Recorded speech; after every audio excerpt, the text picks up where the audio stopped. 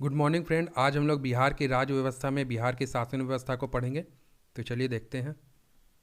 बिहार भारतीय संघ का एक राज्य है और यहाँ संसदीय प्रणाली के अनुरूप ही राज्य व्यवस्था लागू की गई है। केंद्रीय संसद प्रणाली के अनुरूप ही राज्य सरकार के 3 अंग हैं, जिसे कार्यपालिका, व्यवस्थापिका और न्यायपालिका कहते हैं। व्यवस्थापिका को ठीक कानून बनाने का अधिकार है, कानून निर्माण का अधिकार व्यवस्थापिका को है। साथ ही कानून लागू कराने का अधिकार कार्यपालिका के पास है और न्यायपालिका कानूनी विवाद का निपटारा करती है। तो चलिए इसे डिटेल में देखते हैं। देखेंगे राज्य की शासन व्यवस्था, जिसमें कार्यपालिका, व्यवस्थापिका और न्यायपालिका शामिल है।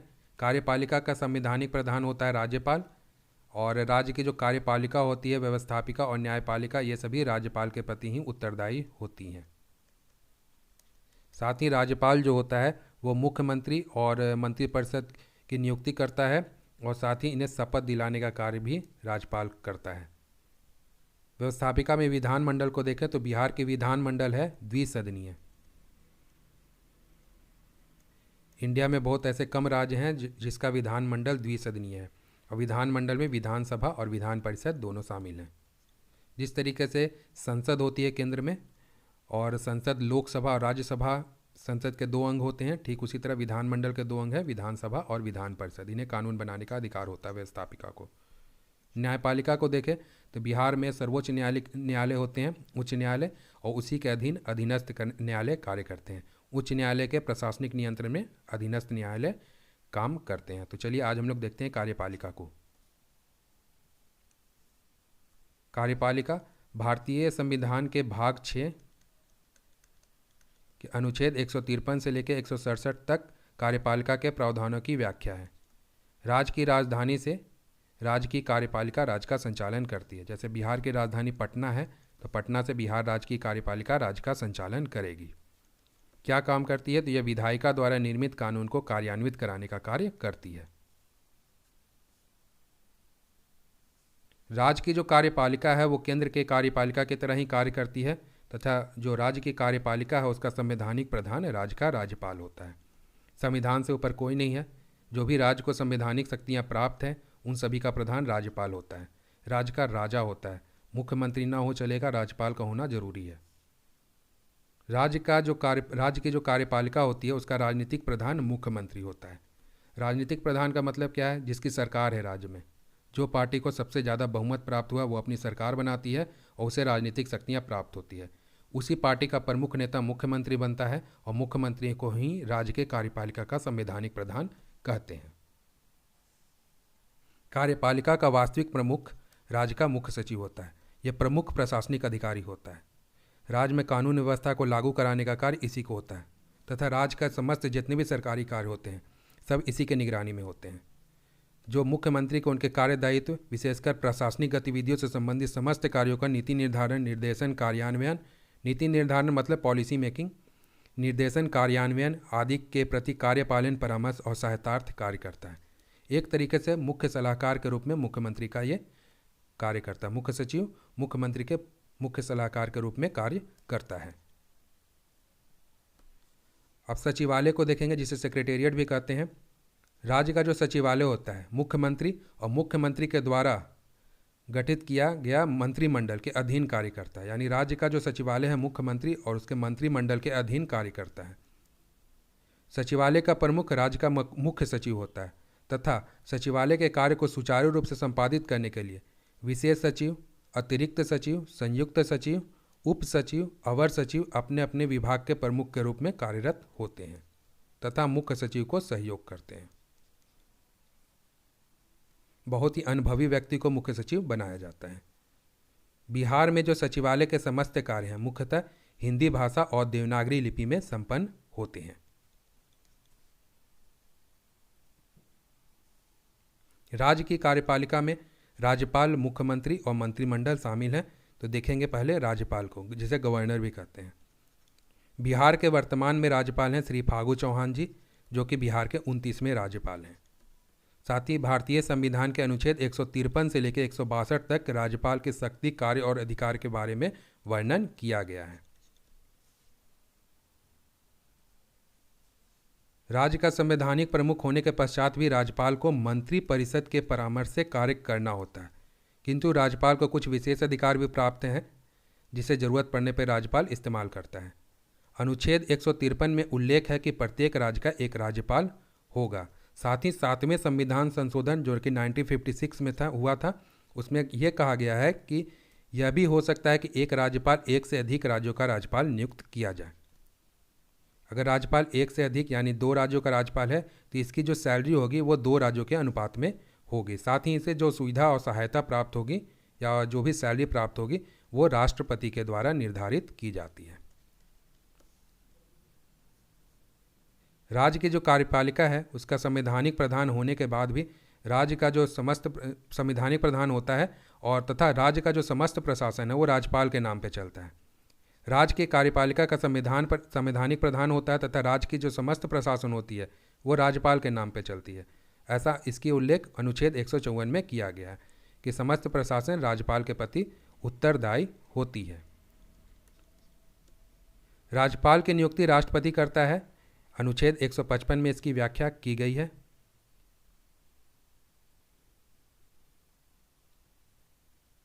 राज्यपाल की नियुक्ति राष्ट्रपति करता है जो प्रायः 5 साल के लिए नियुक्त किए जाते हैं, किंतु राष्ट्रपति उन्हें 5 वर्ष से पूर्व भी हटा सकता है। अनुच्छेद 156 में व्याख्या किया गया है कि राज्यपाल राष्ट्रपति के प्रसाद पद पर बना रहेगा। योग्यता की बात करें तो इसकी व्याख्या अनुच्छेद 157 में की गई है कि राज्यपाल की योग्यता है कि भारत का नागरिक होना चाहिए, न्यूनतम आयु 35 वर्ष होनी चाहिए तथा विधानसभा के सदस्य चुने योग्य होना चाहिए, साथ ही किसी लाभ के पद पर ना हो। अब देखो नेक्स्ट जब मैं व्यवस्थापिका पढ़ाऊंगा तो उसमें आपको विधानसभा पढ़ाऊंगा और विधानसभा के सदस्य बनने की क्या योग्यता है उसमें मैं आपको बता दूंगा। शपथ की बात कहें तो अनुच्छेद 159 में राज्यपाल के शपथ संबंधी बात को बताया गया है, जिसमें कहा गया है कि राज्यपाल को शपथ उच्च न्यायालय का मुख्य न्यायाधीश दिलाता है। और जब पद खाली हो राज्यपाल का जब पद खाली हो तो राज्य का उच्च न्यायालय का मुख्य न्यायाधीश उस राज्य के राज्यपाल का कार्यभार को संभालता है। जब राज्यपाल का पद खाली हो तो राज्य का उच्च न्यायालय जो होता है उसका मुख्य न्यायाधीश उस राज्य के राज्यपाल का कार्यभार को संभालता है। अनुच्छेद 161 में व्याख्या की गई है कि राज्यपाल न्यायालय द्वारा दिए गए दंड का क्षमादान, लघुकरण, निलंबन आदि में परिवर्तित कर सकता है। राज्यपाल जो होता है मुख्यमंत्री एवं उनके मंत्रियों, मंत्रिपरिषद जो भी होती है उसकी नियुक्ति और उसका शपथ दिलाने का कार्य राज्यपाल करता है। साथ ही महाधिवक्ता और राज्य के लोक सेवा आयोग के अध्यक्ष एवं सदस्य एवं अन्य बड़ी अधिकारियों की नियुक्ति करता है। साथ ही इन्हें सेवा से मुक्ति करने का अधिकार राज्यपाल को प्राप्त नहीं है। यह कार्य करता है राष्ट्रपति। साथ ही राज्य में जो विश्वविद्यालय हैं, विश्वविद्यालय का कुलपति राज्यपाल होता है। राज्य के विश्वविद्यालय का कुलपति राज्यपाल होता है। साथ ही वह उप कुलपति की नियुक्ति करता है। विश्वविद्यालय को उप कुलपति की नियुक्ति राज्यपाल करता है। मुख्यमंत्री की नियुक्ति करने में जब विधानसभा में किसी भी दल को स्पष्ट बहुमत नहीं मिला हो तो उस स्थिति में राज्यपाल अपने विवेक से निर्णय करता है। राज्यपाल विधानमंडल की बैठक को बुलाता है। साथ ही विधान परिषद को विघटित करने का अधिकार राज्यपाल को प्राप्त है और राज्यपाल विधानसभा को स्थगित नहीं कर सकता। उसे स्थगित करने का अधिकार राज्यपाल को प्राप्त नहीं है। विधानमंडल के पहले सत्र को राज्यपाल ही संबोधित करता है और राज्यपाल की अनुमति से, ये देखिएगा, राज्यपाल की अनुमति से राज्य के विधानसभा तथा विधान परिषद में वित्त विधेयक प्रस्तुत किए जाते हैं। वित्त विधेयक क्या होता है? तो ये व्यय संबंधी विधेयक होते हैं जो कि आगामी वर्ष के लिए निर्धारित किए जाते हैं और ये सभा में प्रस्तुत किए जाते हैं। राज्यपाल धन विधेयक को छोड़कर सभी विधेयकों को अगर उसमें त्रुटि नजर आती है तो पुनः विचार के लिए विधानमंडल में भेज सकता है। यह शक्ति राज्यपाल को प्राप्त है। अगर दूसरी बार भी विधानमंडल ने उसे पारित कर दिया तो राज्यपाल उसे मानने को बाध्य होता है, लेकिन ऐसा वित्त विधेयक के साथ नहीं कर सकता। ये एक अर्जेंट बिल होता है। जैसे देखो राज्य का बजट बन गया, बजट में धन का भी अलॉटमेंट हो गया, व्यय संबंधी भी जितनी मामले थे इसमें अलॉट हो गए। इसके बाद कोई आकस्मिक खर्च आती हैं आकस्मिक खर्च आ गया तो उसमें लोन लेना है या टैक्स बढ़ाना है, जो भी करना है उससे संबंधित जो विधेयक होंगे उसे धन विधेयक कहते हैं, जो आकस्मिक खर्च के लिए आए। इसे विधानसभा में ही प्रस्तुत किया जाता है। राज्य के विधानसभा में धन विधेयक को पेश किया जाता है और इससे पूर्व ही राज्यपाल को इसके बारे में सूचना दे दी जाती है और अनुमति प्राप्त कर ली जाती है धन विधेयक के संबंधित। अब कौन सा विधेयक धन विधेयक है और कौन सा विधेयक वित्त विधेयक है, इसका फैसला विधानसभा का अध्यक्ष करता है। विधानसभा अध्यक्ष ये फैसला करता है कि कौन सा विधेयक धन विधेयक है और कौन सा विधेयक वित्त विधेयक है। और ये एक अर्जेंट होता है, राज्यपाल को इसे पहले बता दिया जाता है और राज्यपाल इसे पुनः विचार के लिए विधानमंडल में नहीं भेज सकता है। राज्य लोक सेवा आयोग की नियुक्ति राज्यपाल करता है। राज्य लोक सेवा आयोग जो होता है मंत्रालय के व्यय संबंधी मामले एवं कैग के जो रिपोर्ट आते हैं उस पर विचार विमर्श करता है। राज्य विधानमंडल द्वारा कोई भी विधेयक कानून बनता है जब राज्यपाल उसे अपनी स्वीकृति देता है, जब उस पर अपना हस्ताक्षर करता है तो वही विधेयक फिर कानून बन जाता है। यदि विधानमंडल का अधिवेशन नहीं चल रहा हो और आवश्यकता पड़ने पर अध्यादेश जारी कर सकता है राज्यपाल और वो अध्यादेश कानून के सदृश विधिक मान्यता प्राप्त होती है। जैसे देखो राज्य में किसी प्रकार के आपातकाल लगे हैं, जैसे मान लो राज्य में राष्ट्रपति शासन लगा, वैसी स्थिति में विधानमंडल स्थगित रहता है और उस स्थिति में कानून बनाने का अधिकार राज्यपाल को है। जैसे कानून बनाने की आवश्यकता पड़ी तो राज्यपाल क्या करेगा, अध्यादेश जारी करेगा और वो कानून के बराबर होता है। उच्च न्यायालय के न्यायाधीशों की नियुक्ति के मामले में राष्ट्रपति राज्यपाल से सलाह लेता है। अनुच्छेद 356 के अनुसार राज्यपाल की सिफारिश पर राष्ट्रपति राज्य में राष्ट्रपति शासन की स्वीकृति प्रदान करता है और राष्ट्रपति शासन के समय राज्यपाल ही राज्य के प्रशासन को चलाता है। कार्यकाल को देखो तो राज्यपाल का कार्यकाल जो होता है 5 वर्षों का होता है। राज्यपाल को हटाने हेतु संबंधित संविधान में महाभियोग चलाने का कोई प्रावधान नहीं है, इसे याद रखिएगा। राज्यपाल को हटाने के लिए महाभियोग चलाने का कोई भी प्रावधान नहीं है। राज्यपाल को हटाने का कार्य राष्ट्रपति करता है। अनुच्छेद 156(1) के तहत राज्यपाल को राष्ट्रपति हटा सकता है और 156(2) के तहत राज्यपाल खुद इस्तीफा भी दे सकता है। अब देखो बिहार के जो प्रथम राज्यपाल थे जयराम दौलत राम थे और इन्होंने 15 अगस्त 1947 से लेकर 11 जनवरी 1948 तक 15 अगस्त 1947 से लेकर 11 जनवरी 1948 तक बिहार के राज्यपाल का कार्यभार को संभाला था। बिहार में अब तक कोई महिला राज्यपाल नहीं बनी है और भारत की प्रथम महिला राज्यपाल थी श्रीमती सरोजिनी नायडू। इन्हें स्वर कोकिला भी कहा जाता है और यह पहली महिला राज्यपाल बनी थी उत्तर प्रदेश की।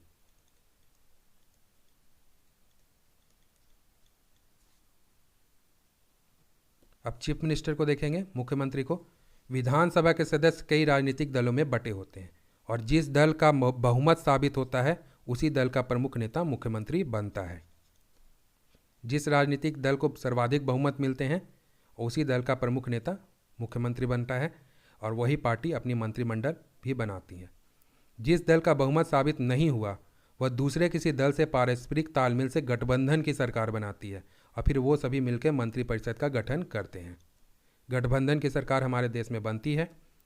मंत्रिपरिषद में प्रधानता मुख्यमंत्री की होती है और मुख्यमंत्री का चुनाव उसके दल, अगर जिस दल को सर्वाधिक बहुमत मिला है यानी सरकार बनाने के लिए लायक बहुमत मिल गई, सर्वाधिक बहुमत मिल गई, तो वो दल अपना स्वतंत्र सरकार बनाएगी, अपने मुख्यमंत्री को जो अपने प्रमुख नेताओं से मुख्यमंत्री चुनेगी।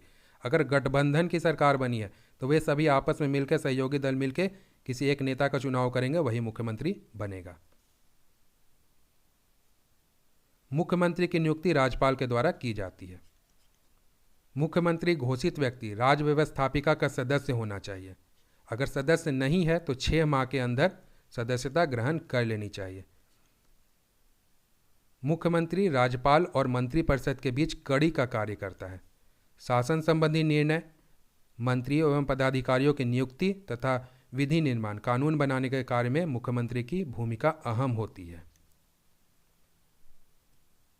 भारतीय संविधान के अनुच्छेद 163 के अनुसार राज्यपाल को उनके कार्य में सहायता व सलाह देने के लिए एक मंत्रिपरिषद होता है जिसका प्रमुख मुख्यमंत्री कहलाता है। अनुच्छेद 164 में व्याख्या की गई है। अनुच्छेद 164 के अनुसार राज्यपाल मुख्यमंत्री की नियुक्ति करता है। इंपॉर्टेंट है, इसे याद रखिएगा।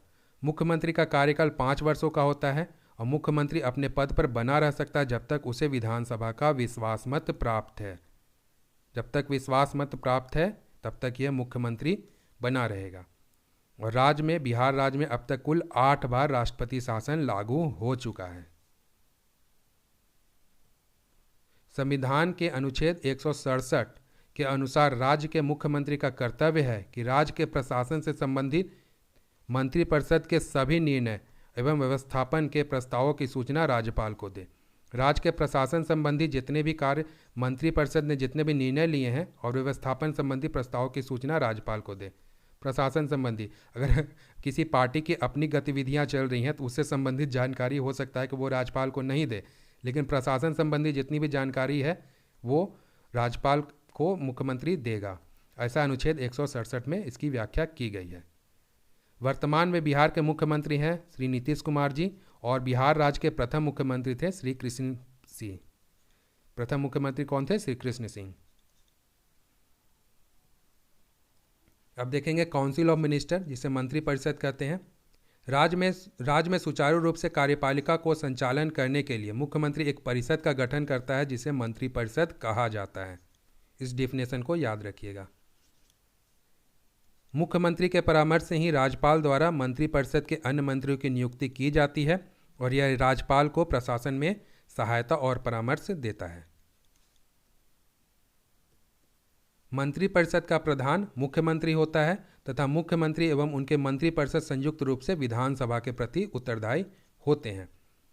91वें संविधान संशोधन 2003 के अनुसार मुख्यमंत्री प्लस संपूर्ण मंत्रिपरिषद का आकार जो होता है राज्य विधानसभा, इसे याद रखिएगा, राज्य विधानसभा के कुल सदस्य संख्या के 15% से अधिक नहीं होना चाहिए। जैसे राज्य विधानसभा में, जैसे वर्तमान में 243 सदस्य हैं इसके, तो राज्य विधानसभा में जो जितने भी सदस्य होते हैं उन सदस्य संख्या का 15% से अधिक नहीं होना चाहिए। मुख्यमंत्री साथ में उनके मंत्रिपरिषद का आकार। लेकिन मुख्यमंत्री सहित संपूर्ण मंत्रिपरिषद की कुल संख्या 12 से भी कम नहीं होनी चाहिए। ये इंपॉर्टेंट है, इस पॉइंट को एकदम याद रखिएगा। साथ ही मंत्रिपरिषद जो होता है मुख्यमंत्री के अपने पद तक बने रहने तक कार्य करता है।